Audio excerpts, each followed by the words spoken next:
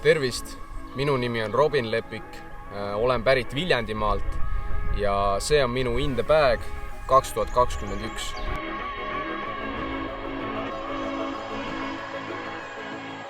Enne kui liigume koti ja ketaste juurde, tahaksin rääkida üldse sellest, kuidas ma discgolfini jõudsin. Discgolfini viis mind minu onu Margus. Esimest korda mängisime temaga 2011 suvel Soomes.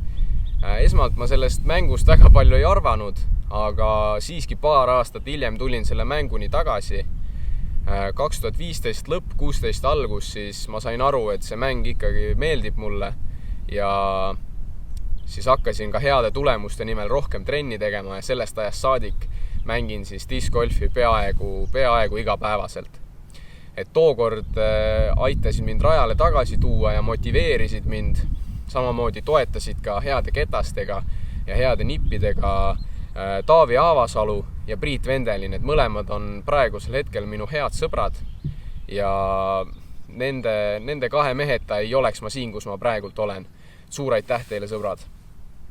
Et praegusel hetkel kuulun Team Discsport ridadesse. Lõin Team Discsportiga käesoleva aasta kevadel. See tuli mulle suure üllatusena, muidugi positiivse üllatusena ja võtsin nende hea pakkumise vastu. Loodan, et meie koostöö on hea ja mängin nende tiimis veel ka mitmel tuleval hooajal ja loodan, et ei valmista neile mitte kuidagi pettumust. Liigume edasi koti juurde. Kannan enda kettaid kaasas sellel aastal Innova Adventure Bagiga. Adventure Bag on light versioon discgolfi kotist. See mahutab üllatavalt palju kettaid. Minul on kaasas 20-21 ketast ja ruumi tegelikult on ülegi. Samuti saab selle kotiga kaasa võtta 1,5 liitrise veepudeli, rätikuid, väiksema kileka, mõned snäkid. Et see kott on väike hinnalt, aga suur mahult. Liigume edasi ketaste juurde ja alustame minu putteritest. Puttimisputtereid on mul 2 ja lähestumisputtereid on mul 4. Puttimisputteriteks on mul B-Line B2. Need on Psycho vanakooli versioonid. Need ei ole libedad. Need on suhteliselt head ja haakuvad käes. B-Line B2 meeldib mulle just enda sirge lennu poolest, et kuna ma olen spin-puttija, siis flatilt reliisides on ta täiesti sirge. Kasutan teda 30 ja seespoolt. Ja kui eksin, siis tean, et see ei ole mitte kuidagi putteri pärast, vaid asi on ikkagi minus. Tagantkäe lähestumisteks ja ainult tagantkäe lähestumisteks kasutan 2 viskamisputterit. Esimene viskamisputter, millest räägin, on mul KC plastikust Glow Big. Glow siga sain esimest korda proovida enda tiimikaaslase ja hea sõbra Ott Schäfferi kotist. Viskasin Oti siga, viskasin teda suhteliselt kõvasti ja flatilt ja ta lendaski täiesti otse, ligi 90 meetrit. Peale seda muretsesin ka endale selle sea ja ka see lendab täpselt samamoodi, et mulle meeldibki ta just sellisteks tikksirgeteks, 90 meetristeks viseteks, väljas tuule käes, platsil tuule käes või siis metsatunnelites, vahet ei ole. Et sea kohta on ta hea stabiilne, kuid sirge ja hõljuv.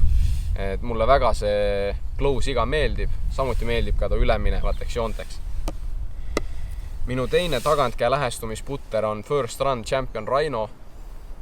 See Rhino on mul kotis olnud mitmeid aastaid juba nendest algusaegadest, kui ma hakkasin uuesti 2016 mängima ja see ketas on mul ilmselt ka kõige usaldusväärsem kotis. Kasutan teda nii koha pealt kui ka pikemateks draivimisteks, et viskan teda pehmeteks haiseriteks, flex-viseteks või siis ka hästi tugevateks tikksirgeteks viseteks, et ta kannatab palju viskejõudu. Samas Rhino ei hõlju peaaegu üldse, et viskan teda 85 meetrit maksimum ja sellepärast ta mulle meeldibki. et ta on väga usaldusväärne. Kui eelnevat 2 ketast viskasin ainult tagantkäega, siis järgnevat 2 viskan ainult eestkäega. Esimene ketas, mida kasutan ainult eestkäega, on Niklas Antila Tactic. Siin pole küll öeldud, mis plastikust on, aga ta meenutab S-Line plastikut. Ta on hästi hea ja gripi käes, ta on natuke pehmem ja kasutan teda kõikideks eestkäe lähestumisteks, nii annukast kui ka haiserini. Et viskan teda tikksirgeteks viseteks, üleminevateks viseteks, haiserviseteks, kasutan teda rohkem metsas ja väga palju parneljadel teisteks viseteks. Et lendab ta mul eestkäega ligi 80 meetrit ja suhteliselt täpselt. Kui Tactic mingil põhjusel ei ole usaldusväärne, et tuules ta ei ole just kõige usaldusväärsem, siis võtan enda vanakooli Champion Glow Gatori. Et Glow Gatorit kasutan ka rohkem off the tee viseteks, et viskan teda tee-alalt. Samuti kasutan teda flex viseteks, haiseriteks, hästi madalateks, tugevateks neetideks, vastu tuult. Et Gator ei ole mitte kuidagi tuulest mõjutatud, ta on täiesti flat ja samamoodi nagu ka Rhino, hästi vana ja hästi usaldusväärne ketas minu kotis, asendamatu. Liigume edasi minu midarite juurde. Mul on 2 midarit kotis, mõlemad on 180 grammi ja Eagle'i esimese versiooni siis Glow C-Line MD3-d 5503 lennujoonega. Et need 2 tükki on mul kotis täiesti identsed. Viskan neid kõikideks viseteks. Ta on väga neutraalne ketas, et viskan ta flatilt välja, siis ta on täiesti sirge. Viskan ta haiserist, siis on ta minu jaoks kange. Viskan ta annukas, siis ta jookseb minu jaoks üle, et ta on hästi neutraalne ja korralik töörelv kotis, et saab kasutust suhteliselt palju metsaradadel, nagu Olstre Polligi. Et viskan teda 80 meetrit, 90, 100, aga kõige rohkem ilmselt seal 90 kandis. Järgmine ketas minu kotis on Fairway ketas ja liigumegi edasi siis Fairway ketaste juurde. Et minu esimene Fairway ketas on Discmania Evolution Line neoplastikust Instinct, see on 173 grammi. Kasutan enda Instincti siis, kui ma ei jõua MD3-ga välja visata, et ta on suhteliselt sarnase neutraalse lennujoonega. Visates ta välja flatilt, jookseb ta tikksirgelt ja lõpus saab väikese hajumise vasakule. Samuti kasutan teda hõljuvateks haiseriteks või üleminevateks joonteks.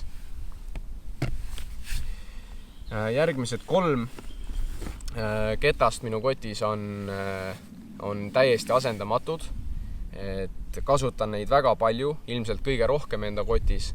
Need on ka koti kõige lemmikumad kettad ja viskan neid nii tagantkäega kui eestkäega ja need on siis Color Glow Champion Firebird-id. Need on IBT Championship 2018 stampidega Firebird-id, käes on täpselt nagu 2017 Sextonid, tee või tina. Ja mul on neid 3 tükki. Esimene valge stambiga on kõige rohkem sisse mängimist saanud. Viskan temaga tagantkäe täiesti tikksirgeid viskeid, vastu tuult, hästi kõvasti tikksirgelt. Samuti viskan teda forega, flatilt välja visates jookseb hästi sirgelt lõpuni. Ja siis on mul 2 uuemat vikerkaare stambiga sama Firebirdi maksimumkaalud ja neid viskan siis juba flex viseteks, haiserviseteks, kangemateks viseteks, kippviseteks, samamoodi taguriga, et teevad kõik kanged jooned ära ja kasutan neid pigem siis neid 2 just väljas, siis kui on väljas avatud väljadel, kui on tuul. Kuna minu mäng vajab sellist ketast, mis oleks umbes kiirus 10, kus ma tean, et ma ei jõua enda Firebirdiga välja visata, samas distantsidraiverit pole veel vaja kasutada, siis on mul kotis kiirus 10 vahemikuks on mul 4 BD-d. BD on suhteliselt populaarne Discmania line-upi ketas. Ta on ka minu kotis. mul on üks C-line BD, mida kasutan kangemateks viseteks siis, kui on tuul või kui on vaja visata kõvemini ja rohkem vasakule. Samuti viskan temaga flex-viskeid nii metsas kui avatud väljadel ja lendab ta 115-120 meetrit. Järgmised 3 ketast mu kotis on ilmselt kõige vanemad.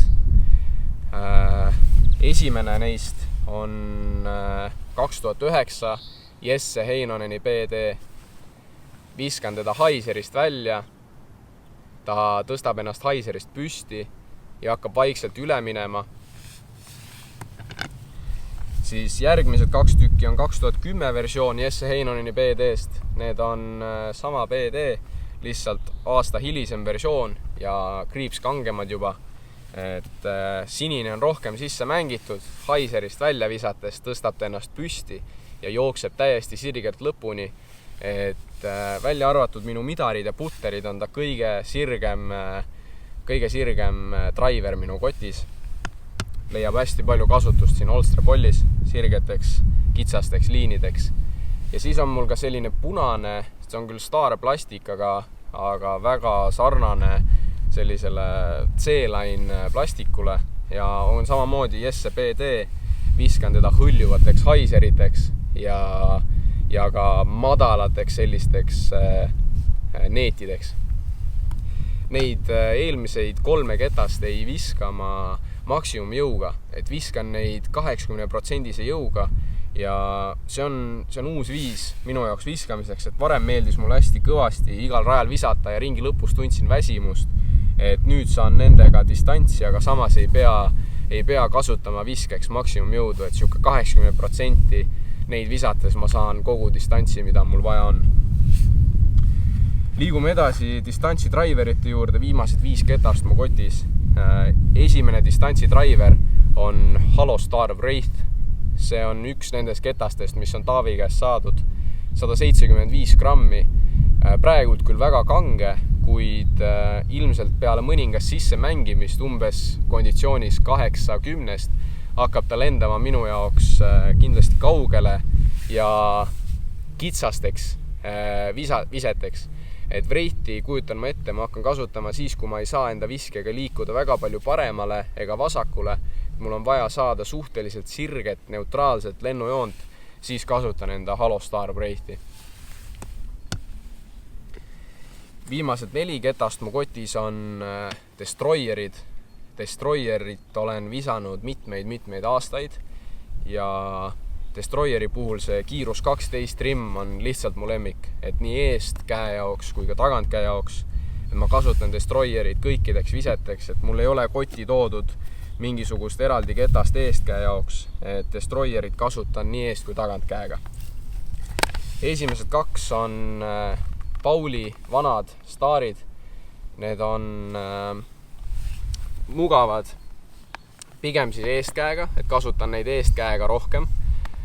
Samuti kasutan muidugi ka tagant käega, viskan nad haiserist välja, teevad kõik oma S-id, üleminemised ja feidid ära, saavad palju distantsi, kasutan neid metsas kitsasteks liinideks, et Destroyer pakub nii distantsi kui ka usaldust. Ja siis on mul kotis 2 Halo Star Destroyerit. Mul on First Run Halo, nüüd juba siis natuke sisse mängitud, et alguses oli ta hästi kange, viskan seda ainult eest käega. Nüüd siis saan juba rohkem distantsi ja julgen teda ka tagant käega kotist välja võtta. Et varem, kui ma kasutasin enda rohelist tagantkäe haiserite jaoks, siis nüüd kasutan seda, et mingil põhjusel uus Halo plastik on küll kange, aga väga hea õljuvusega. Et kindlasti Halo plastik on minu uus lemmik ja sellepärast on mul kotis nii Halo Wraith kui ka Halo Destroyerid. Et see hea õljuvus, mida Halo Tessu mulle pakub, see mulle väga meeldib. Ja toetamaks seda eelmist Halo Tessut on mul kotis ka viimase runni Halo Destroyer. See on suure kupliga, kõva pop-topiga ja kõige kangem distantsi driver mu kotis, et kasutan teda eest käe kangeteks viseteks, tagant käe haiseriteks, et tuul teda mitte kuidagi ei mõjuta. Ja selline hea, usaldusväärne relv. see oligi minu koti sisu, et minu kott on siis üles ehitatud sellisel neutraalsel põhimõttel, et mul ei ole väga lahjasid ega väga kangeid kettaid kotis, et pigem muudan ise ketta lennunurka ja lasen kettal rohkem tööd ära teha. Väga palju kettaid ma kaasas ei kanna ja muidugi kõik on siis Team Diskspordi jaoks loodud ja suur aitäh vaatamast ja näeme rajal!